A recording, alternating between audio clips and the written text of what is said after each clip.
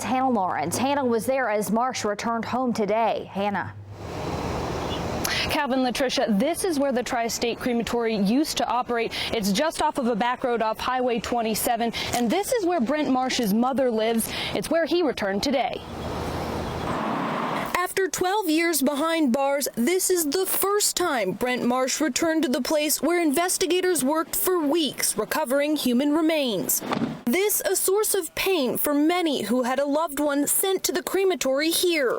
It just brings up like a flood of images to my mind, like how that time went after they found out. Alan Murphy's grandmother's remains were never identified after her death in 2000. You wonder what could you have done as a family member to protect the body of your loved one. Marsh didn't say a word today. His lawyer, MCCRACKEN Poston, spoke instead.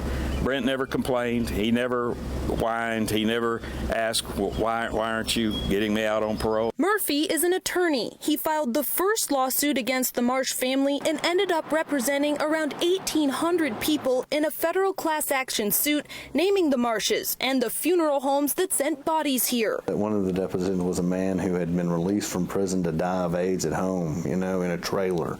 And the other one would be a judge from Chattanooga, or a partner in a law firm, or some of the wealthiest people. While Alan says he doesn't think Marsh is a threat to society, he says he understands why people are so upset he's out of prison. I don't know if there's a punishment for something that hideous, and that kind of cold-hearted. But like I said, I think that there's a mental illness component to this that was probably not well addressed by the lawsuits or the criminal punishment for that matter. Poston says that Marsh earned several degrees and learned several skills in prison that he hopes to use in a job. Getting a job is a requirement of his probation. Reporting live in Noble, Georgia, Hannah Lawrence, News Channel 9. Hannah, thank you. Poston says Marsh's wife lives in Atlanta, but he's not allowed to live there yet because of his probation rules. Police